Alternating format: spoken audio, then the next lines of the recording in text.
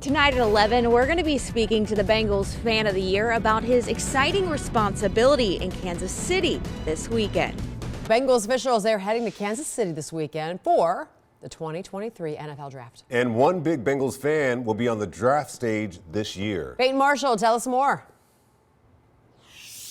Yeah, that's right. That big Bengals fan, his name is Phil. He was actually named Bengals Fan of the Year. And I actually sat down and I spoke with both him and his wife, who are just overly giddy about the responsibility for this weekend, adding that this announcement could really be the start of something big for the Cincinnati Bengals.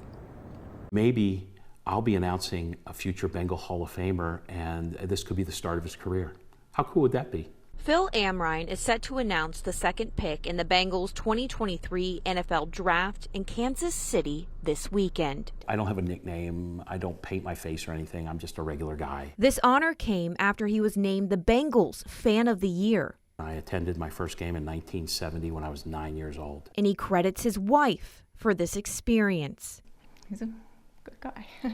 The best part about this whole thing is my wife surprised me by writing an incredible letter to Mike Brown describing what kind of fan I am. Phil says it's her love inked in the letter that gifted him the title as Fan of the Year. Zach Taylor started reading the letter and cracked like he was going to cry. Shelley says her husband's loyalty to the team is honorable. He is truly such a Bengal fan, and you see other fans and they ride that roller coaster and they go up and down, but they don't stay up where he's always stayed up. The couple has kept season tickets for 31 of the 35 years they've been married. They call themselves hopeless romantics, both in life and football.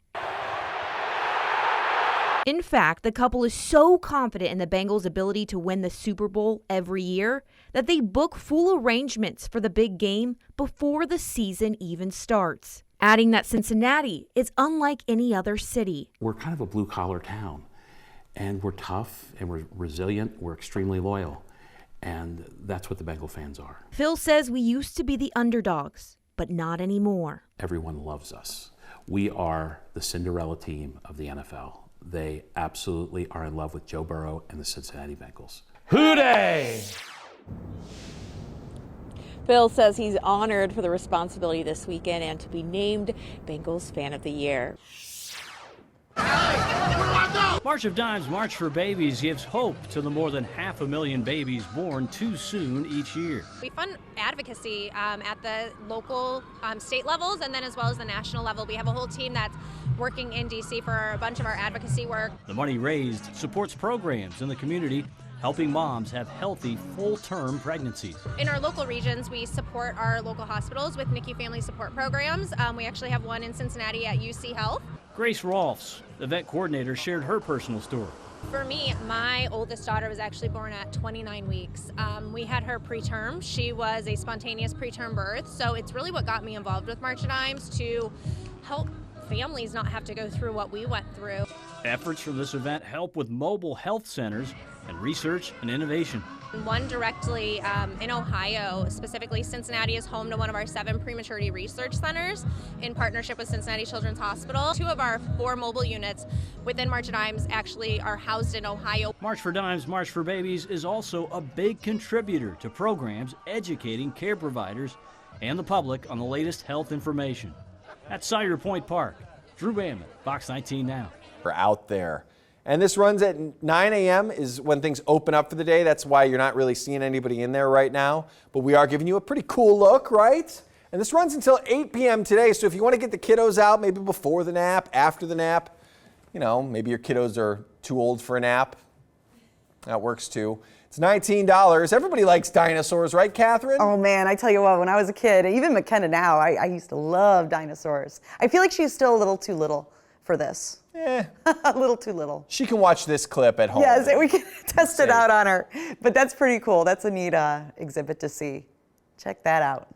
Great to have kids out because that gets the next generation thinking about trees, tree planting, the environment, ecology, all of those really wonderful things that we need to make sure that our next generations are aware of and concerned about.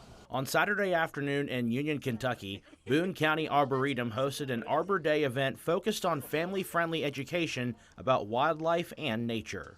And the parents and kids were able to learn about nature right next to this, the Arboretum on Wheels. Our Arboretum on Wheels is actually an outdoor classroom that we take around to local schools or homeschool groups or scout troops, anything that we can, so that we can teach the kids about everything that we have here, the local wildlife, the local plants, the local trees, things like that. There's an emphasis on local, and Boone County Arboretum wants to make that local connection to children so they know what may be in their own backyard.